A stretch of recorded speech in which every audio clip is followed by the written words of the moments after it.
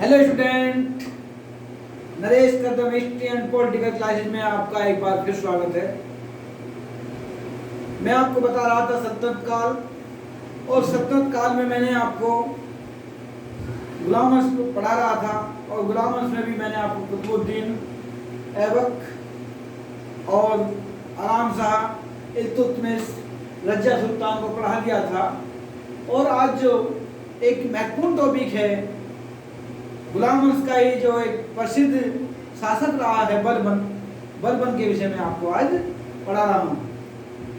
बलबन जो है, उनका जो शासन काल रहा था वो रहा था 1266 से लेकर 1286 तक।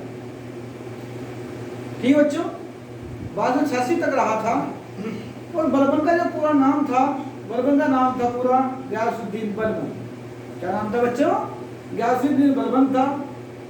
और सन 1249 में बलबन ने अपनी पुत्री, जो उसकी पुत्री थी बलबन की, उसकी जो विवाह वो कर दिया था नसरुद्दीन महमूद से।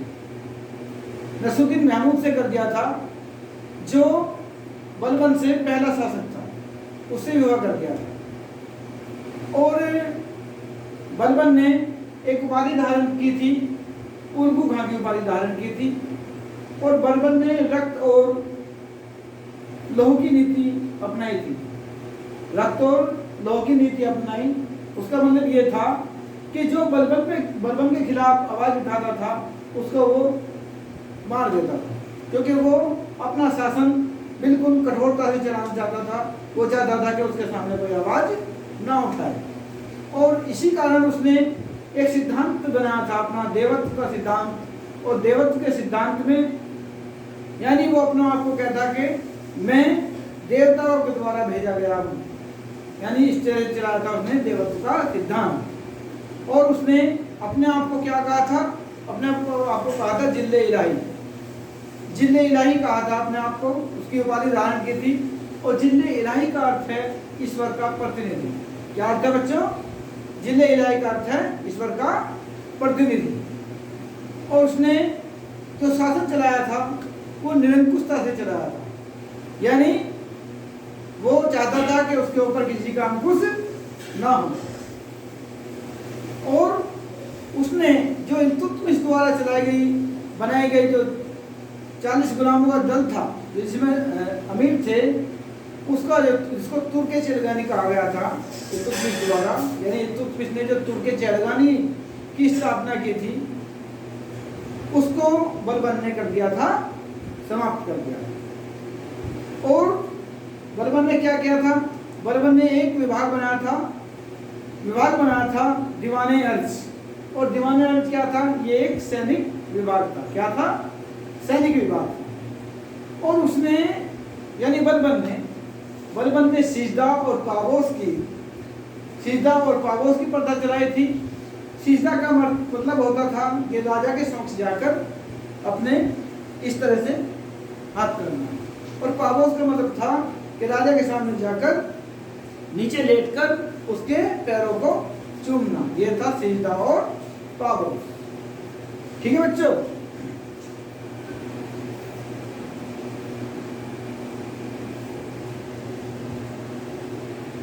और बलबन ने जो पारसियों का त्योहार था नौरोज त्योहार, तो बलबन ने नौरोज त्योहार का भी प्रारंभ कर दिया था।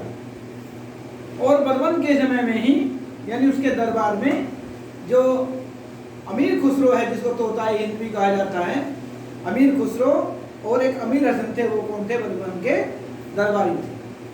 ठीक। और बलबन ने एक और उपाधि धारण की थी, जिसको कहा था नियाबते खुदाई, यानी नियाबते खुदाई की उसने उपाधि धारण की थी।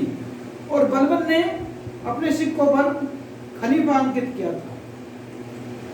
और बलबन स्वयं को, यानी बलबन अपने आप को क्या कहता था? वो कहता था कि मैं पैगंबर का प्रतिनिधि हूँ, यानी मैं भगवान का भेजा हुआ प्रतिनिधि हूँ। और वो अपने ऊपर किसी का अंकुश नहीं चाहता था। और जो इसका बचपन का जो नाम था, मैंने बताया था, पूरा नाम बताया था मैंने, गियासुद्दीन बलबन। और जो बचपन का नाम था उसका था बहाउद्दीन। क्या नाम था? बहाउद्दीन। आपसे कोई पूछे कि बलबन का बचपन का नाम क्या था, तो उसका बचपन का नाम था बहाउद्दीन। और जब उसने दीवाने अर्ज चलाया था सैनिक विभाग के लिए, सैनिकों के लिए, तो उसने एक कार्य और किया था, बलबन ने सेना को नगद वेतन देना भी प्रारंभ कर दिया था। और बलबन क्या था, यानी बलबन इल्तुतमिश का जो 40 गुलामों का एक दल था, तो उसका ही एक सदस्य था। और इल्तुतमिश ने सन 1233 को, कब इल्तुतमिश ने सन 1233 को इसको अपना सदस्य बनाया था, ठीक। और जो इल्तुतमिश ने बलबन को एक अपना खास जारी बनाया था, यानी स्वयं का सेवक, यानी इल्तुतमिश ने बलबन को स्वयं का सेवक भी बना रखा था। और जब रजिया सुल्तान का शासन था, उस समय बलबन जो था क्या था, बलबन था उस समय अमीर आखुर, यानी रजिया सुल्तान ने बलबन को क्या पद दे रखा था, अमीर आखुर का पद। और अमीर आखुर का जो पद होता था, अमीर आखुर के पद में जो अस्तबल था, यानी जो जहां पर घोड़े रहते थे, सैनिकों के घोड़े रहते थे, उनका ये अध्यक्ष था, ठीक, यानी ये था अमीर आखुर। और जो मसूद शाह था, मसूद शाह के शासनकाल में क्या था, ये मसूद शाह के शासनकाल में था अमीर हाजिब, क्या था, अमीर हाजिब था। और उस समय अमीर हाजिब तो था ही था, यानी महमूद शाह के शासनकाल में ये अमीर हाजिब तो था। और उस समय ये हाँसी स्थान के नाम है, हाँसी का एक सूबेदार भी था, कौन, बलबन। और बलबन को क्या उल्गू खां की उपाधि दी गई थी। और नसरुद्दीन महमूद ने इसको प्रदान किया था, किसको, उल्गू खां की उपाधि को। और इसका एक पद और था, वो पद था नायब-ए-मुमलिकात, जो नसरुद्दीन महमूद के ही समय में था। और नायब-ए-मुमलिकात का पद बिल्कुल जो सुल्तान था, सुल्तान के तुरंत नीचे वाला पद समझा जाता था। और नायब-ए-मुमलिकात पूरा शासन अपने हाथ में रखता था, यानी सेकंड नंबर पर नायब-ए-मुमलिकात किया था। और नासिरुद्दीन महमूद तो धर्म के या अपने कुरान के बारे में ज़्यादा ध्यान रखता था, कुरान पढ़ता था, कुरान लिखता था। और ऐसा माना जाता है कि नसरुद्दीन था, नसरुद्दीन कुरान लिखकर ही अपना खर्चा चलाता था, ठीक है बच्चों। तो मैंने आपको क्या बताए हैं क्वेश्चन, उनको जरा आप फिर से रिपीट करेंगे।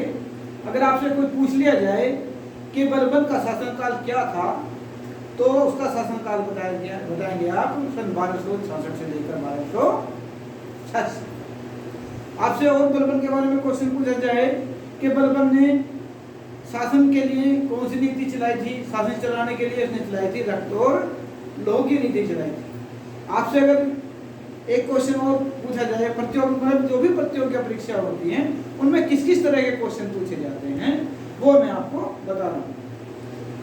एक क्वेश्चन बनता है कि जो पारसी त्योहार है, पारसियों का जो त्योहार है नौरोज, उसको किस सल्तनत काल के शासक ने प्रारंभ किया था, तो आपका उत्तर होगा बलबन ने। अगर आपसे ये पूछा जाए कि बलबन का जन्म, बचपन का नाम क्या था, तो बलबन का बचपन का नाम था बहाउद्दीन। क्या नाम था, बहाउद्दीन। सर एक क्वेश्चन बनता है कि जो सल्तनत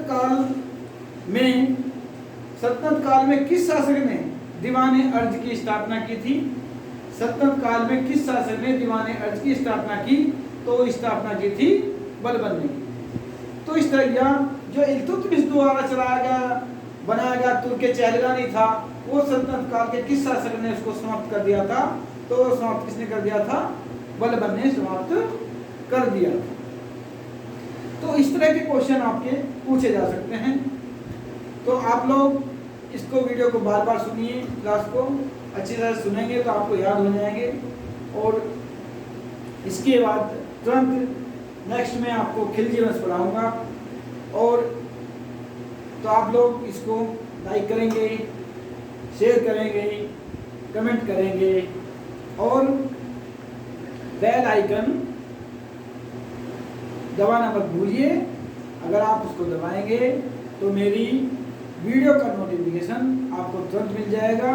और आप जो है मेरी प्लेलिस्ट में जाकर, सबसे पहले भी मैं आपको बता चुका हूँ, प्लेलिस्ट में जाइए और प्लेलिस्ट में जाने के बाद आपको मुगल काल के शासक मिलेंगे। ठीक है बच्चों, यानी मेरी चैनल की प्लेलिस्ट में जाइए, नरेश गर्गम हिस्ट्री क्लासेज में जो मेरी बनी हुई है, तो उसमें आप उसके मेरे चैनल की प्लेलिस्ट में जाइए, उसमें मुगल काल के जितने भी शासक हैं उसमें बाबर, हुमायूं, अकबर, अकबर के अलावा जहांगीर, जहांगीर के बाद शाहजहां, औरंगजेब, उन सब के बारे में मैंने बताया है। उनका प्रशासन क्या था वो भी मैंने बता रखा है, अच्छी तरह से पढ़ा रखा है। उसमें जाइए और अच्छी तरह से देखिए। ठीक है बच्चों, तो ओके, धन्यवाद।